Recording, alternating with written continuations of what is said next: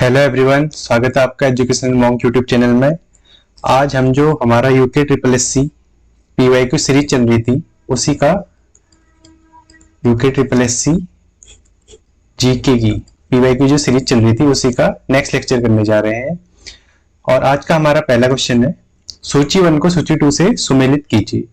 यहाँ पे एक साइड हमें क्या दे रखे हैं, कुछ हमारे स्वतंत्रता संग्राम सेनानी दे रखे हैं और उनसे संबंधित कुछ फैक्ट दे रखे हैं। ठीक है, तो इसको देखते हैं किस तरीके से हमें कैसे हम इनको ऑब्जर्व करते हैं। ये इसका इंग्लिश में। ठीक है, तो एक तरफ हमारे क्या दे रखे हैं, हमारे स्वतंत्रता संग्राम सेनानी। ठीक है, और एक तरफ उनसे संबंधित ये कुछ सोसाइटी थी या कुछ न्यूज़पेपर है उनके बारे में दे रखे हैं। तो इसमें सबसे पहला ऑप्शन है दादा भाई नौरोजी। ठीक है, दादा भाई नौरोजी जैसे हमारे सामने आता है तो सबसे पहले इनसे रिलेटेड क्या क्या फैक्ट हम रिकॉल कर सकते हैं। ठीक है, दादा भाई नौरोजी। दादा भाई नौरोजी ने सबसे पहले तो क्या लिखी थी, एक बुक लिखी थी, कौन सी, poverty and un British rule in India. ठीक है, जिसमें इन्होंने क्या दिया था, एक कॉन्सेप्ट दिया था किसका, जिसमें इन्होंने ड्रेन थ्योरी का कॉन्सेप्ट दिया था। ठीक है, ड्रेन थ्योरी, धन निकासी का सिद्धांत या ड्रेन ऑफ वेल्थ थ्योरी का इन्होंने सिद्धांत दिया था किसमें, poverty and un British rule of India इनकी बुक है। बहुत इंपॉर्टेंट पहला फैक्ट।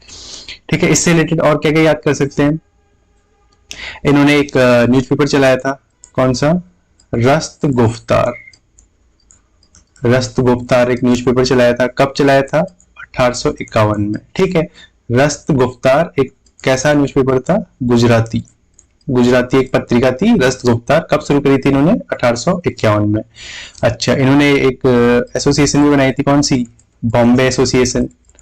बॉम्बे एसोसिएशन कब बनाई थी इन्होंने, बॉम्बे एसोसिएशन बनाई थी जब कांग्रेस की स्थापना हुई थी, उसी टाइम पे बॉम्बे एसोसिएशन भी बनाई थी इन्होंने। ठीक है, बॉम्बे एसोसिएशन 1885 में, और 1885 में ही क्या हुई थी, कांग्रेस की स्थापना भी हुई थी।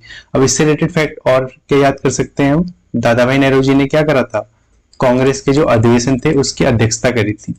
3 बार कांग्रेस के अधिवेशनों की अध्यक्षता करी थी। कौन कौन से साल में करी थी, 1886 में कांग्रेस जब बनी थी, 1885 में कांग्रेस बनी थी, 1886 में करी थी इन्होंने, 1886, 1893 और 1906। ठीक है, 3 बार दादा भाई नौरोजी जी ने क्या करी थी, कांग्रेस के अधिवेशनों की अध्यक्षता करी थी। ठीक है, ये सब फैक्ट हमने किससे देख लिए, दादा भाई नौरोजी से। ठीक है, इसके साथ साथ एक और चीज देख लेते हैं, ईस्ट इंडिया एसोसिएशन भी देख लेते हैं। दादा भाई नौरोजी ने ईस्ट इंडिया एसोसिएशन बनाई थी, ईस्ट इंडिया एसोसिएशन बनाई थी लंदन में। ठीक है, उस टाइम के जो यूके की कैपिटल थी लंदन। ठीक है, वहां क्या करी थी इन्होंने, ईस्ट इंडिया एसोसिएशन बनाई थी 1866 में। और ये क्या हुए थे, लिबरल पार्टी से जो हमारी क्या है ब्रिटेन की संसद में निर्वाचित भी हुए थे। ठीक है, फ्रिजबरी नामक जगह से, ये भी इससे रिलेटेड एक और फैक्ट हमने देख लिया। ठीक है, तो इस तरीके से दादा भाई नौरोजी से संबंधित हमने क्या देखे, काफी सारे फैक्ट देख लिए। अब आते हैं क्वेश्चन में। ठीक है, अब क्वेश्चन में क्या पूछा गया है, दादा भाई नौरोजी इनमें से किससे संबंधित थे। तो क्वेश्चन में देख लेते हैं, दादा भाई नौरोजी किससे संबंधित हो गए। अभी हमने देखा किससे, बॉम्बे एसोसिएशन। बॉम्बे एसोसिएशन कब बनाई थी इन्होंने, जब कांग्रेस की स्थापना हुई थी। ठीक है, अब इसके साथ साथ कांग्रेस के बारे में कुछ फैक्ट देख लेते हैं। तो सबसे पहले तो दादा भाई नौरोजी, इसमें हमारा क्या होगा, किससे मैच करेगा, दादा भाई नौरोजी बॉम्बे एसोसिएशन। बॉम्बे एसोसिएशन कब बनाई थी इन्होंने, 1885 में। और कांग्रेस के अधिवेशनों की अध्यक्षता कब कब करी थी, 1886, 1893 और 1906। ठीक है, ये क्या है, दादा भाई नौरोजी से संबंधित तथ्य हो गए। अब इसी से संबंधित, अब कांग्रेस की बात है तो कांग्रेस से रिलेटेड भी फैक्ट देख लेते हैं। कांग्रेस की स्थापना कब हुई थी, 1885 में। ठीक है, और किसने करी थी, ए.ओ. ह्यूम। ए.ओ. ह्यूम क्या थे, एक ऑर्निथोलॉजिस्ट भी थे, पक्षी वैज्ञानिक थे। ये भी एग्जाम में क्वेश्चन पूछा गया। और जो कांग्रेस का पहला अधिवेशन हुआ था, फर्स्ट अधिवेशन हुआ था, उसकी अध्यक्षता किसने करी थी, व्योमेश चंद्र बनर्जी। व्योमेश चंद्र बनर्जी ने इसकी अध्यक्षता करी थी। और ए.ओ. ह्यूम क्या थे, महासचिव थे। और जो पहला अधिवेशन हुआ था कांग्रेस का, वो कहाँ हुआ था, मुंबई में। मुंबई में कौन सी जगह, तेजपाल, गोपाल दास तेजपाल, गोपाल दास तेजपाल संस्कृत कॉलेज। ठीक है, संस्कृत कॉलेज, कांग्रेस का पहला अधिवेशन कहाँ हुआ था? गोपाल दास तेजपाल संस्कृत कॉलेज मुंबई में। और इसमें कितने लोगों ने पार्टिसिपेट करा था? 72, 72 लोगों ने पार्टिसिपेट करा था। ये हमने क्या देख लिया? कांग्रेस से रिलेटेड फैक्ट भी देख लिए, ठीक है। इसी तरीके से क्या है, हम एक क्वेश्चन से बहुत सारे फैक्ट भी करते जाते हैं, जिससे हमारा क्या होती है, ऑल ओवर तैयारी हमारे क्या है, एक क्वेश्चन से 5-7 क्वेश्चन और एक्स्ट्रा बनते जा रहे हैं, ठीक है। उसके ऑप्शंस तो हम देख ही रहे हैं, साथ में हम एक्स्ट्रा फैक्ट देख रहे हैं, तो वो भी एक एक क्वेश्चन है। तो आप अगर नोट्स बना रहे हैं तो साथ में नोट्स भी बनाते चलिए, ठीक है। ये क्या है, सारे के सारे इंपोर्टेंट फैक्ट हैं, जो जो चीजें मैं बताते जा रहा हूँ वो सब आप नोट करते चलिए, ठीक है। तो ये हो गया दादा भाई नौरोजी के बारे में, और इससे संबंधित तथ्य हमने देख लिए। अब देखते हैं दूसरा ऑप्शन क्या है, गोपाल कृष्ण गोखले। गोपाल कृष्ण गोखले जो थे गांधी जी के राजनीतिक गुरु थे। इन्होंने एक सोसाइटी, डेक्कन एजुकेशन सोसाइटी की के सदस्य रहे थे। फिर इसके बाद इन्होंने डेक्कन एजुकेशन सोसाइटी को छोड़ के गोपाल कृष्ण गोखले, जी के जी ऐसे करके लिख दे रहा हूँ, ठीक है। ये क्या थे? गांधी जी के राजनीतिक गुरु थे। जैसे गांधी जी के राजनीतिक गुरु कौन थे? गोपाल कृष्ण गोखले। वैसे ही नेताजी सुभाष चंद्र बोस जी के जो राजनीतिक गुरु थे वो कौन थे? सी आर दास, ठीक है। नेताजी के राजनीतिक गुरु कौन थे? सी आर दास। गोपाल कृष्ण गोखले ने डेक्कन एजुकेशन सोसाइटी को छोड़ने के बाद इन्होंने क्या बनाई थी? एक एसोसिएशन बनाई थी। हाँ, कौन सी एसोसिएशन बनाई थी? Servants of India. Servants of India बनाई थी। कब बनाई थी? 1905 में, ठीक है। तो ये हो गया हमने गोपाल कृष्ण गोखले जी से संबंधित ये हमने तथ्य देख लिए। अगला ऑप्शन क्या है? अगला है हमारे बाल गंगाधर तिलक। अब बाल गंगाधर तिलक से लाल बाल पाल, सबसे पहली चीज तो ये याद आती है, जैसे बाल गंगाधर तिलक का नाम होता है। लाल बाल पाल कौन थे? ये उग्रवादी, जो कांग्रेस का जो उग्रवादी दल था, यानी कि दो थे ना, उदारवादी और उग्रवादी, ठीक है। कांग्रेस दो भागों में विभाजित हो गई थी 1907 में, ठीक है। तो उग्रवादी और उदारवादी जो थे, उसी में उग्रवादी यानी कि जो क्या थे, एकदम तुरंत से सब चीजें करने के लिए, मतलब क्रांतिकारी तरीके से लेके चलते थे, उनको उग्रवादी बोला जाता था, ठीक है। ये नरम दल गरम दल बोल सकते हैं, गरम दल के नेता थे, ठीक है। बाल गंगाधर तिलक ने क्या करा था? मराठा नाम का अखबार निकाला था, ठीक है। बाल गंगाधर तिलक के दो अखबार, बाल गंगाधर तिलक BGT, बाल गंगाधर तिलक के दो अखबार, इनके दो अखबार कौन कौन से हैं? मराठा और दूसरा केसरी, ठीक है। मराठा और केसरी। मराठा किस में आता था? कौन सी लैंग्वेज का था? इंग्लिश लैंग्वेज का, ये ध्यान देना है। मराठा इंग्लिश लैंग्वेज में, और केसरी कौन सी लैंग्वेज में? केसरी मराठी में आता था, ठीक है। ये हो गए बाल गंगाधर तिलक से संबंधित तथ्य। और जो ये मराठा और केसरी है, ये कब इन्होंने शुरू करे थे? 1881 में, ठीक है। इस तरीके से ये हो गया हमारा। अगला क्या है? अगला है लाला लाजपत राय। लाला लाजपत राय का कौन सा समाचार पत्र है? दी पीपल, ठीक है। लाला लाजपत राय, इनसे संबंधित तथ्य भी देख लेते हैं। इन्होंने भी समाचार पत्र निकाले थे। कौन कौन से? एक तो सबसे पहले, सबसे इंपॉर्टेंट, वंदे मातरम, एग्जाम में पूछा जाता है। कौन सा था ये? उर्दू समाचार पत्र था लाला लाजपत राय का, वंदे मातरम उर्दू समाचार पत्र। फिर ऐसे ही दो इनके थे, दी पीपल। दी पीपल ये क्या था? इंग्लिश में था। और एक और इन्होंने निकाला था, कौन सा? द पंजाबी, ये भी इंग्लिश में था, ठीक है। तो ये हो गया लाला लाजपत राय से संबंधित तथ्य। हमने इस तरीके से एक क्वेश्चन से हमने बहुत सारे फैक्ट भी देख लिए। अगला क्वेश्चन देखते हैं।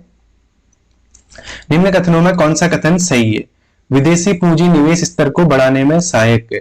विदेशी पूंजी तकनीक ज्ञान का विस्तार करने में सहायक है, ठीक है। ये है विदेशी लिखा है, ठीक है। इसी का इंग्लिश में आप इस तरीके से देख सकते हैं। फॉरेन कैपिटल की बात हो रही है, ठीक है। फॉरेन कैपिटल क्या करती है, ये बोला जा रहा है, ठीक है। विदेशी पूंजी निवेश स्तर को बढ़ाने में सहायक है। फॉरेन इन्वेस्टमेंट के अंदर क्या आते हैं? FDI, FII, ठीक है, और FPI, ठीक है, ये सब आते हैं ना। तो विदेशी पूंजी क्या होगा? विदेशी पूंजी आएगी तो निवेश स्तर यानी कि क्या होगा? इन्वेस्टमेंट बढ़ेगी, बिल्कुल सही है। विदेशी पूंजी तकनीकी ज्ञान का विस्तार करने में सहायक है, बिल्कुल। विदेशी पूंजी आएगी तो नई टेक्नोलॉजी का कुछ नया नॉलेज भी आएगा, ठीक है। लोग उसमें इन्वेस्ट करना शुरू करेंगे। तो इस तरीके से क्या, विदेशी पूंजी क्या करती है? तकनीकी ज्ञान का विस्तार करने में भी सहायक है, यानी कि कथन 1 और 2 दोनों सही है। इस क्वेश्चन का राइट आंसर क्या हो गया? कथन 1 और 2 दोनों सही है, बोथ स्टेटमेंट 1 और 2। अगला क्वेश्चन है, भारतीय रिजर्व बैंक द्वारा रिवर्स रेपो दर बढ़ाने का क्या परिणाम होगा? The result of increasing the reverse repo rate by the reserve bank of India will be, क्या होगा इससे, ठीक है। अब देख लेते हैं, अब रेपो रिवर्स रेपो ये क्या होता है, इसको भी समझ लेते हैं, ठीक है। सबसे पहले रेपो, इसको इसी तरीके से याद रखना है, रेपो, और दूसरा रिवर्स रेपो। ठीक है, रेपो में क्या होता है, रेपो में जो बैंक है, जैसे फॉर एग्जांपल एसबीआई, पीएनबी, ये क्या करते हैं, आरबीआई के पास जाते हैं, आरबीआई के पास जाते हैं और आरबीआई से क्या लेते हैं, आरबीआई इनको क्या देता है, लोन देता है। आरबीआई इनको लोन देता है तो वो क्या करता है, किस रेट पे देता है, रेपो रेट पे। रेपो रेट क्या है, आरबीआई द्वारा जो बैंकों को लोन दिया जाता है वो क्या है, रेपो रेट है। बैंक क्या करेगा, आरबीआई से लोन लेगा और किस रेट पे लेगा, रेपो के रेट पे लेगा। और दूसरा होता है रिवर्स रेपो रेट। इसमें क्या होता है, बैंक क्या करता है, जो एक्स्ट्रा अमाउंट है उसको आरबीआई को दे के जाता है। मतलब बेसिकली आरबीआई क्या करता है, इसमें लोन लेता है, किससे, बैंकों से। लेकिन ये टर्म सही नहीं है। सही टर्म क्या है, बैंक के पास जो एक्स्ट्रा मनी होती है वो उसे आरबीआई के पास रखती है, क्योंकि आरबीआई को लोन लेने की जरूरत नहीं है, आरबीआई सारे बैंकों को रेगुलेट करते हैं। लेकिन आज समझने के लिए इस तरीके से बोल सकते हैं कि अगर बैंक लोन लेंगे तो क्या होगा, रेपो रेट हो जाएगी, और अगर आरबीआई लोन लेगा तो क्या हो जाएगा, बैंकों से रिवर्स रेपो हो जाएगी। ये समझने के लिए, लेकिन टेक्निकली होता क्या है, आरबीआई बैंकों के पास जो एक्स्ट्रा अमाउंट रह जाती है वो क्या करते हैं, आरबीआई के पास दे आते हैं, जिससे उनको कुछ इंटरेस्ट आरबीआई से मिल जाएगा। इस तरीके का उनका कॉन्सेप्ट रहता है। ठीक है, तो ये हो गया रिवर्स रेपो रेट। अच्छा, अब एक चीज हमेशा याद रखनी है, चाहे रेपो हो, रिवर्स रेपो हो, चाहे सीआरआर हो, कैश रिजर्व रेशियो, चाहे एसएलआर हो, इन सब में से कुछ भी हो, कोई भी ऑप्शन हो, अगर ये इनका रेट बढ़ेगा, अगर इनका रेट बढ़ेगा तो उससे क्या होगा, मार्केट में लिक्विडिटी, लिक्विडिटी या तरलता क्या होगी, कम होगी। तरलता कम होगी और इन्फ्लेशन भी कम होगा। ये क्या होते हैं, हमने लास्ट लेक्चर में पढ़ा था ना, मॉनेटरी पॉलिसी कमेटी पढ़े थे। मॉनेटरी पॉलिसी कमेटी के ये टूल होते हैं, repo, reverse repo, CRR, SLR. तो हमेशा याद रखना है, जब भी repo, reverse repo, CRR, SLR ये बढ़ेगा, repo, reverse repo, CRR, SLR जब भी बढ़ेगा तो क्या होगा, उस कंडीशन में लिक्विडिटी या इन्फ्लेशन घटेगा। ठीक है, बस ये एकदम याद रखना है। तो इसमें क्वेश्चन में क्या पूछा है, तरलता तथा मांग में कमी, मुद्रास्फीति, तरलता की मांग में कमी, बाजार में तरलता में वृद्धि, प्रतिस्पर्धा को बढ़ावा देना। तो इसका राइट आंसर क्या होगा, तरलता व मांग में कमी, decrease in liquidity and demand. ठीक है, तो ये मैंने आपको कॉन्सेप्ट समझा दिए। अगला क्वेश्चन देखते हैं, सूची 1 को सूची 2 से सुमिलित कीजिए तथा सूची को दिए गए कोड के अनुसार सही उत्तर का चयन कीजिए। यहाँ पे क्या है, मैं कुछ टर्म दे रखे हैं और उससे संबंधित आर्टिकल दे रखे हैं। ठीक है, तो अब इसको, ये इसका इंग्लिश में हो गया, इसको देख लेते हैं। ठीक है, तो सबसे पहला है वार्षिक वित्तीय प्रतिवेदन, annual financial report, annual financial statement. हमारे संविधान में क्या है, बजट वर्ड मेंशन नहीं है, बजट वर्ड मेंशन नहीं है, बजट की जगह क्या है, एनुअल फाइनेंशियल स्टेटमेंट या वार्षिक वित्तीय विवरण। जो कौन से आर्टिकल में, कौन से अनुच्छेद में, अनुच्छेद 112। तो वार्षिक वित्तीय प्रतिवेदन का क्या हो जाएगा, अनुच्छेद 112, यानी कि कौन सा है, 112वां। ठीक है, इस तरीके से वार्षिक वित्तीय प्रतिवेदन का क्या हो जाएगा, अनुच्छेद 112। दूसरा है सांसद एवं वेतन, सांसदों के वेतन एवं भत्ते। ये कौन से आर्टिकल में, ये आर्टिकल 106 में दिया गया है। अच्छा, 105 में क्या है, 105 में दे रखा है, अनुच्छेद 105 में क्या दे रखा है, सांसदों की शक्तियों के बारे में, सांसदों की शक्ति और विशेषाधिकार के बारे में दे रखा है। और 106 में क्या दे रखा है, इनके वेतन और भत्तों के बारे में दे रखा है। ठीक है, साथ में हमने ये भी फैक्ट देख लिया। अगला है धन विधेयक। धन विधेयक क्या होता है, गवर्नमेंट को कोई भी बिल को अगर धन विधेयक की तरह अगर ले आएगी तो उसे क्या होता है, उसे लोकसभा में लाया जाता है, धन विधेयक को लोकसभा में लाया जाता है, और इस पर राज्यसभा को अगर भेजा जाएगा तो उस पर क्या करेगी, वो कोई उसको वापस कर सकती है, लेकिन उसमें संशोधन करना है नहीं करना है, किस पे डिपेंड करता है, लोकसभा पे डिपेंड करता है। ठीक है, जैसे क्या होता है, कभी कभी क्या होता है, संसद में कुछ बिलों को लोग धन विधेयक की तरह बना के जल्दी जल्दी पास कराने के लिए धन विधेयक बना दिया जाता है। जैसे आधार बिल आया था, आधार को धन विधेयक की तरह ही पास किया गया था। ठीक है, तो इसमें क्या होता है, लोकसभा को ज्यादा पावर होती है राज्यसभा से। ठीक है, और धन विधेयक कहाँ आता है, लोकसभा में आता है। ठीक है, और कौन से अनुच्छेद में है, अनुच्छेद 110 में। ठीक हो गया, तो इस तरीके से ये हो गया। और लास्ट हमारा क्या बचा, कठिनाइयों के निराकरण का राष्ट्रपति का अधिकार, अनुच्छेद 392। ठीक है, ये आर्टिकल बहुत ज्यादा इंपॉर्टेंट तो नहीं है, बट ये एग्जाम में पूछा गया है तो आप बस इसे याद रख लेना। अनुच्छेद 392 क्या है, ये बेसिकली जो हमारा गवर्नमेंट ऑफ इंडिया एक्ट था, भारत शासन अधिनियम 1935, उसको उससे संबंधित था। अगर उसे लागू करने में कुछ कठिनाई आ रही है तो वहां पे क्या है, कुछ राष्ट्रपति को अधिकार दिए गए थे, ठीक है। तो जो हमारा गवर्नमेंट ऑफ इंडिया एक्ट 1935 का आया था, उसको जब हमने संविधान में अप्लाई करा था, तो उसमें अगर कुछ प्रॉब्लम आएगी, कुछ कठिनाई आएगी, तो उस टाइम पे क्या कर सकता है, राष्ट्रपति इसका उपयोग कर सकता है। किसका, अनुच्छेद 392 का। तो ये उससे संबंधित है, कठिनाइयों के निराकरण का राष्ट्रपति का अधिकार किससे है, अनुच्छेद 392। इस तरीके से ये क्वेश्चन हो गया। अगला क्वेश्चन देखते हैं, थोक मूल्य सूचकांक में सम्मिलित है। थोक मूल्य सूचकांक यानी कि wholesale price index, wholesale price index और सीपीआई, कंज्यूमर प्राइस इंडेक्स, ठीक है। तो ये दो तरीके के होते हैं। होलसेल प्राइस इंडेक्स क्या होता है, अच्छा सबसे पहले तो होलसेल प्राइस इंडेक्स का बेस ईयर क्या लिया जाता है, ठीक है। सबसे पहला क्वेश्चन तो यही बनता है, बेस ईयर क्या लिया जाता है, 2011-12 का। होलसेल प्राइस इंडेक्स क्या है, होलसेल में यानी कि जो थोक में जो हमारी वस्तुएं होती हैं, उन वस्तुओं के अकॉर्डिंग क्या की जाती है, सरकार क्या करती है, महंगाई का आलोकन करती है, या उसके बारे महंगाई के बारे में कैसे हमने आगे पॉलिसी बनानी है उसके बारे में डिसाइड करती है। तो अगर थोक की वस्तुओं को लिया जाएगा तो होलसेल प्राइस इंडेक्स। और कंज्यूमर प्राइस इंडेक्स क्या होता है, कंज्यूमर जो उपभोक्ता जो वस्तुओं को यूज करते हैं, डेली बेसिस पे जो यूज करते हैं, उसकी कितनी मांग है, कितनी आपूर्ति है, उसके अकॉर्डिंग कंज्यूमर प्राइस इंडेक्स। और अगर थोक वस्तुओं में आएगा तो होलसेल प्राइस इंडेक्स। अब होलसेल प्राइस इंडेक्स जो है, ये कौन सा डिपार्टमेंट इसको होल्ड करता है, DPIIT, ठीक है, ये भी याद रखना, DPIIT। होलसेल प्राइस इंडेक्स कौन देखता है, DPIIT, department of promotion of industry and internal trade.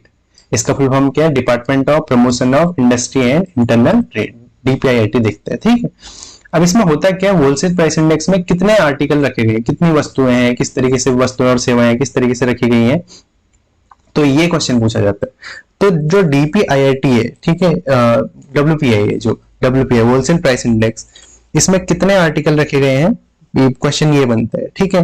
तो होलसेल प्राइस इंडेक्स में हमारे कितनी वस्तुएं रखी गई हैं, हमारे ऑप्शन दे रखे हैं 487, 567, 687।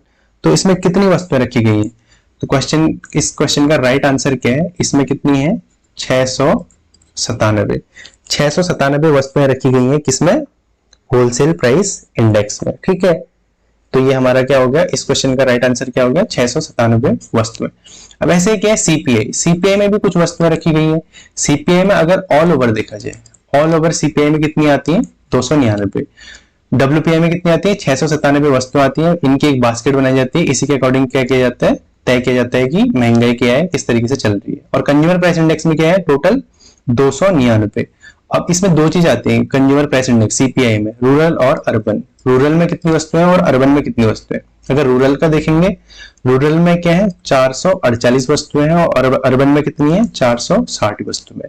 ये भी फैक्ट इसके साथ आप याद रख लीजिएगा, ठीक है। तो इस तरीके से इस क्वेश्चन को भी हमने डिस्कस कर लिया। अब नेक्स्ट क्वेश्चन देखते हैं।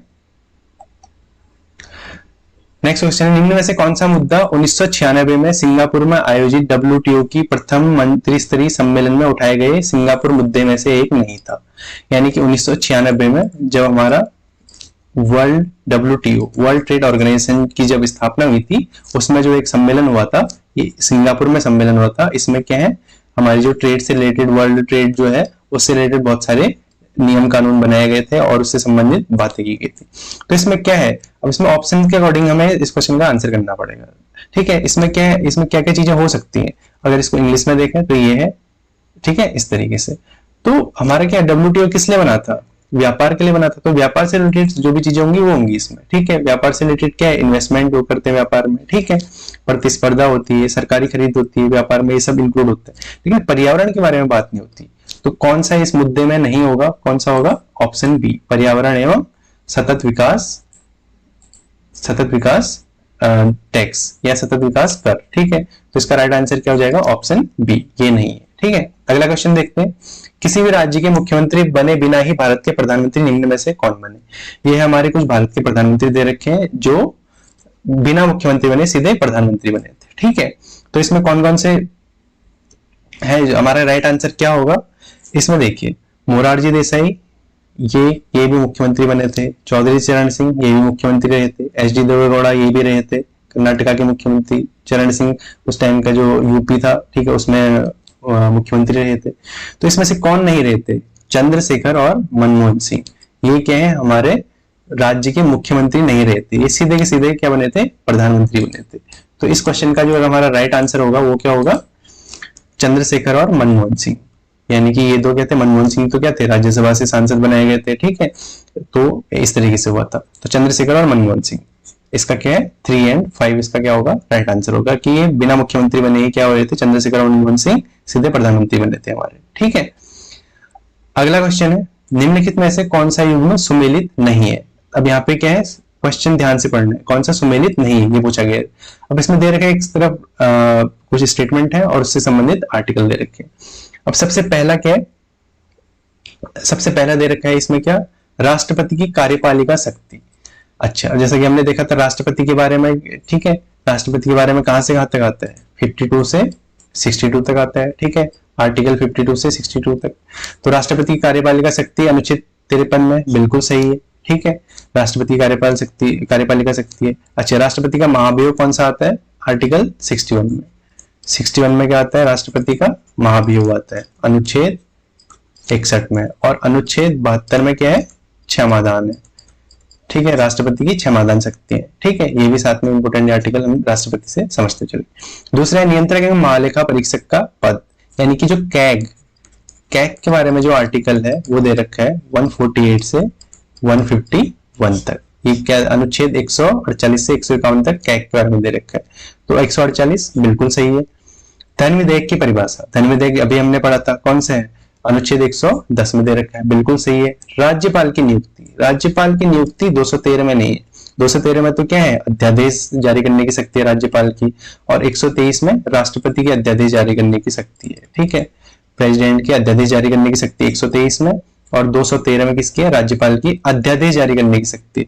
लेकिन जो राज्यपाल की नियुक्ति है उसका आर्टिकल 213 नहीं है। राज्यपाल की नियुक्ति का जो आर्टिकल है वो है आपका अनुच्छेद 155। एग्जाम में पूछा जाता है। 155 में क्या होता है? राज्यपाल की नियुक्ति की जाती है, कौन करता है? प्रेसिडेंट करता है, यानी कि राष्ट्रपति करता है। और 156 में क्या है? राज्यपाल राष्ट्रपति के प्रसाद पर्यंत पद ग्रहण करेंगे, राष्ट्रपति के प्रसाद पर्यंत पद ग्रहण करेंगे, 156 में दे रखा है। तो 155 और 156 है, किससे? राज्यपाल से संबंधित है, ठीक है। तो इस क्वेश्चन का राइट आंसर क्या हो जाएगा? कौन सा सुमेलित नहीं है पूछा गया था, तो राज्यपाल की नियुक्ति 213 में नहीं है, ये हमारा सही हो जाएगा, ठीक है। अगला क्वेश्चन देखते हैं।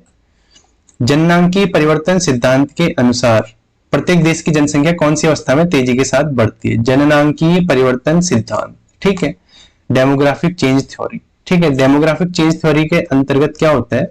4 के हैं स्टेज दे रखी है, ठीक है। कौन कौन सी स्टेज है ये भी देख लेते हैं, ठीक है। सबसे पहली स्टेज है बर्थ रेट, यानी कि जन्म दर। बर्थ रेट और डेथ रेट के अकॉर्डिंग क्या चलता है? जननांकीय परिवर्तन सिद्धांत। जो जनसंख्या बढ़ती है बर्थ रेट और डेथ रेट के अकॉर्डिंग बढ़ेगी। अगर बर्थ रेट ज्यादा होगा और डेथ रेट कम होगी तो जनसंख्या बढ़ेगी, अगर डेथ रेट ज्यादा होगा तो जनसंख्या घटेगी, ठीक है, यही कॉन्सेप्ट रहता है। तो पहली स्टेज, फर्स्ट स्टेज में क्या होता है? बर्थ रेट भी बढ़ रही है, डेथ रेट भी बढ़ रही है, ठीक है। तो क्या होगा? कुछ ना कुछ संतुलन रहेगा, बर्थ भी बढ़ रहा है, डेथ भी बढ़ रहा है, ठीक है। तो पहला है। दूसरे में क्या है? बर्थ रेट बढ़ रही है लेकिन डेथ रेट घट रही है, तो क्या होगी? जनसंख्या में क्या होगा? वृद्धि होगी, ठीक है। सेकंड स्टेज में क्या होगी? जनसंख्या में वृद्धि होगी। थर्ड में क्या होता है? बर्थ रेट घट जाती है, बर्थ रेट घट जाती है। और फोर्थ में क्या होता है? बर्थ रेट भी कम हो जाती है और डेथ रेट भी कम हो जाती है, ठीक है। यहाँ भी कुछ संतुलन वाली बात होगी, यहाँ भी संतुलन वाली बात होगी। तो जनसंख्या कहाँ बढ़ेगी? सेकंड स्टेज में, ठीक है। तो इस क्वेश्चन का राइट आंसर क्या होगा? दूसरी अवस्था। और साथ में मैंने आपको ये इसकी स्टेज भी बता दी है, ठीक है, तो ये भी आप याद रख सकते हैं। अगला क्वेश्चन, ठीक है, आज का लास्ट क्वेश्चन। सामान्य रूप से बढ़ती ऊंचाई के साथ वायुमंडलीय परतों का सही क्रम क्या है? ठीक है, तो ये वायुमंडल की कुछ परतें दे रखी हैं और ये इसका इंग्लिश में दे रखा है। अब वायुमंडल की परतें समझने के लिए सबसे पहले मैप की हेल्प से समझते हैं, ठीक है। मैप की हेल्प से समझेंगे तो वायुमंडल की परतें समझने में और आसानी हो जाएगी, ठीक है। तो ये वायुमंडल की परतें दे रखी है, ठीक है। तो वायुमंडल की परतों में क्या क्या है, किस तरीके से, वो देखते हैं। सबसे पहले सबसे निचली परत, ये हमारी क्या होगी, ये हमारी क्या है, अर्थ है। अर्थ के जो सबसे नजदीक में है वो क्या आता है, ट्रोपोस्फेयर या क्षोभ मंडल। इसकी एवरेज क्या रहती है, 0 से 12 किलोमीटर की रहती है। इसी में क्या होते हैं हमारे एरोप्लेन, ठीक है, एरोप्लेन विमान, ठीक है, और हमारे ये ना एरोप्लेन दे रखा है, गर्म वायु गुब्बारे, बारिश, ये सब क्या होता है, क्षोभ मंडल में होता है। इसके बाद आता है समताप मंडल। समताप मंडल के अंदर ही हमारी इंपोर्टेंट चीज होती है क्या, ओजोन परत, जो क्या करती है, हमारे अल्ट्रावायलेट रेज से बचाती है, ठीक है। इसकी क्या है, इसकी हाइट कितनी है, 13 से 50 किलोमीटर के आसपास रहती है, ठीक है, समताप मंडल। फिर इसके बाद आता है मध्य मंडल या मेसोस्फीयर। ये कितने से कितने तक रहता है, 51 से 50 से 80 किलोमीटर के आसपास क्या रहता है, हमारा मध्य मंडल रहता है। इसमें क्या होते हैं, जो हमारे उल्कापिंड आते हैं, यानी कि जो मीटियोर होते हैं, मीटियोर आके गिरते हैं और टकरा के यहीं जल जाते हैं और हमारे पृथ्वी पर नहीं पहुंच पाते, ठीक है। तो मध्य मंडल में क्या होता है, मीटियोर गिरते हैं।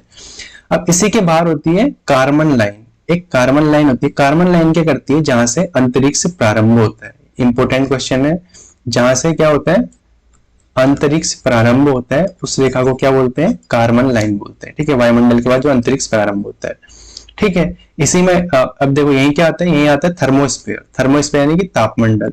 तापमंडल में क्या होता है, हमारे उपग्रह रहते हैं, जो उपग्रह सैटेलाइट होती है ना, ठीक है, वो रहते हैं, ठीक है। यहीं से क्या करते हैं, यहाँ से अर्थ से हमने कोई सिग्नल भेजा, वो सिग्नल टकरा के इस तरीके से वापस आया और यहाँ कम्युनिकेशन हुआ, ठीक है। तो एक है ये थर्मोस्फीयर की बात है। फिर इसके बाद आता है वायुमंडल। वायुमंडल मतलब बाहर निकल गए हम, अर्थ के एटमॉस्फेयर से लगभग बाहर निकल गए। तो 800 से 1000 किलोमीटर के आसपास क्या होता है, एक्सोस्फीयर होता है। इसी में हमारे अंतरिक्षयान जाते हैं, ठीक है।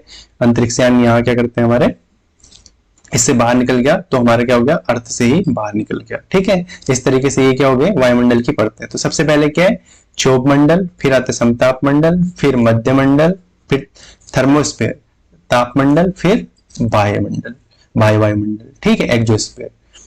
इसी में आप क्वेश्चन में देखते हैं हमारा राइट आंसर क्या हो जाएगा। सबसे पहले क्या आता है, क्षोभ मंडल, क्षोभ मंडल के बाद आता है समताप मंडल, तो क्षोभ के बाद समताप मंडल।